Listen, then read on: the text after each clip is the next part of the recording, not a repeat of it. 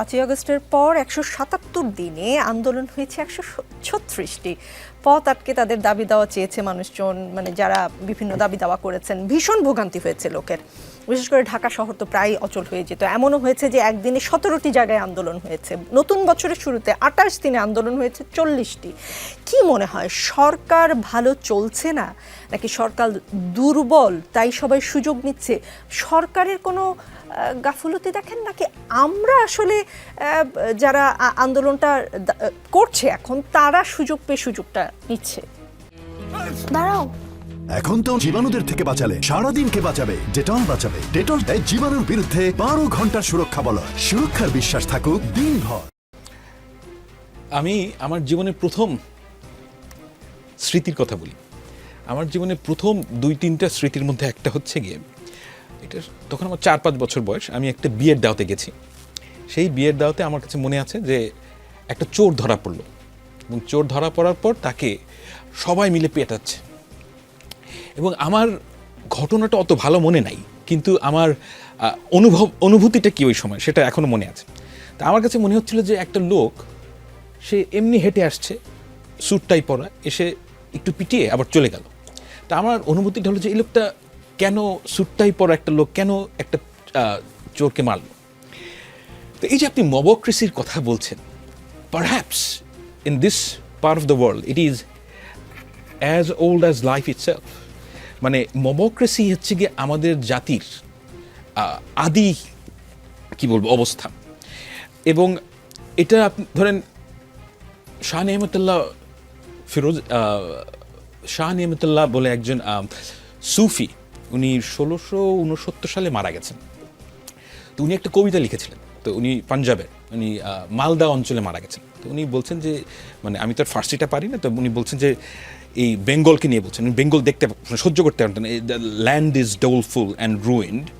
এবং সে বলছে যে তোমার আল্লাহর কাছে দোয়া করো, মানে যারা মারা গেছে তাদের কাছে দোয়া করো, এখান থেকে ভাগো। এবং তারপরে সে বলছে যে ঘর থেকে বেরোলে হয় বাঘের গ্রাস, না হলে কুমিরের গ্রাস। তো আমাদের এই অঞ্চলে, আমার যেটা ব্যক্তিগতভাবে মনে হয় যে এই অঞ্চলে মানে বিভিন্ন পশু পাখির, বন্য জন্তুর ভয় ছিল। এবং সেজন্য এই অঞ্চলের মানুষ সামহাও দে রিয়েলাইজ, যদি আমরা একাট্টা হয়ে না থাকি তাহলে এই যেই মানে জন্তুর যেই ভয়, যে আক্রমণ, সেটা কাটানো সম্ভব না। এবং I have a feeling personally যে এই যে আপনি মবক্রেসির কথা বলছেন, সেটা শুরু হয়েছে এই যৌথবদ্ধতার, যেটা এখানকার মানুষের। এখানে আপনি দেখবেন যে দুটো জিনিস হয় বাংলাদেশিদের মধ্যে, আমি সারা পৃথিবীতে এই ঘটনাটা কোথাও দেখিনি। Very heightened awareness, special awareness, মানে কাছাকাছিতে কি ঘটে এটা অসম্ভব স্পেশাল অ্যাওয়ারনেস। এবং আরেকটা জিনিস আমি দেখেছি বাংলাদেশিদের মধ্যে, বাঙালি জাতির মধ্যে, যে তারা একাট্টা হয়ে মানুষের উপর চড়াও হতে খুব ভালোবাসে। হ্যাঁ, এখন আপনি যেটা বলছেন যে এই যে সুযোগ পাওয়া গেল, এই সুযোগে সবাই এখন আন্দোলন করছে। এবং সরকার এই ব্যাপারটাকে, প্রথম দিকে তাদের সক্ষমতা ছিল না, আই অ্যাকসেপ্ট দ্যাট। কিন্তু হোয়াট আই ফিয়ার, যে বাংলাদেশে যদি আপনি, বাংলাদেশের মানুষ যদি আপনাকে কখনো দুর্বল মনে করে, সরকারকে যদি দুর্বল মনে করে, তাহলে আপনার গভর্ন করা খুব কঠিন। এবং সরকার আসলেই, আপনার কথা আমি আপনার সাথে একমত, যে সরকার আসলেই এটাকে ট্যাকল করতে পারছে না, এবং এর ফলাফল খুব একটা ভালো হবে না।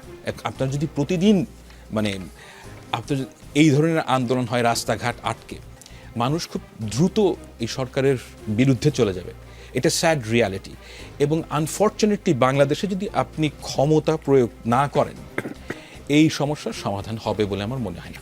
জি, মাজার ভাঙলে, নায়িকাকে শোরুম উদ্বোধন করতে না দিলে, রিসোর্টে গিয়ে বিয়ে পুড়িয়ে দিলে, মানে ফ্যাসিস্টের দোসর বলে কাউকে আহত করলে বা একেবারে মেরেই ফেললে কি আসলে যে নতুন বাংলাদেশের জন্য অভ্যুত্থান হয়েছে বলা হচ্ছে, সেই অভ্যুত্থানের মানে আশা আকাঙ্ক্ষা ফুলফিল হয় না? প্রবলেমটা হচ্ছে যে আপনি ধরে নিয়েছেন যে অভ্যুত্থানের আগে বাংলাদেশের মানুষের অনেক লফটি প্রিন্সিপালস তাদের সামনে ছিল। নো, অভ্যুত্থানের আগে বাংলাদেশের মানুষের একমাত্র আইডিয়া ছিল শেখ হাসিনাকে তাড়াতে হবে। শেখ হাসিনা চলে গেছে।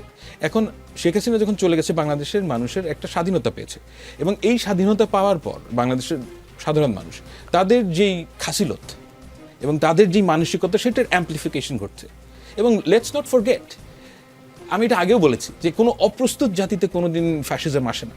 তো ফ্যাসিস্ট চিন্তাভাবনা আমাদের দেশের মানুষের মধ্যে প্রবলভাবে বিদ্যমান, এবং এটা আমরা যারা অ্যাডাল্ট তাদেরকে অগ্রণী ভূমিকা পালন করতে হবে, যে এখান থেকে বের হতে হবে।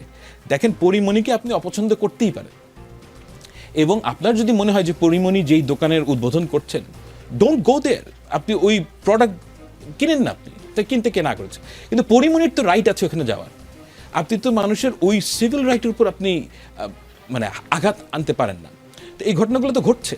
তবে আমার একটা আশার ব্যাপার আছে, যে আমার কাছে মনে হচ্ছে ইয়াং জেনারেশনের অনেকেই আমাদের জেনারেশনের থেকে কম প্রতিক্রিয়াশীল। হ্যাঁ, তো এটা যদি ঠিক দিকে যায়, কারণ আমরা একটা এক্সট্রাঅর্ডিনারি সময় আছি, এই সময়ে সবার হাইটেন্ড ইমোশন। আমার মনে হয় যে এই ঘটনাগুলো যদি আমরা ঠিকভাবে চলতে পারি, এটা কমে আসবে।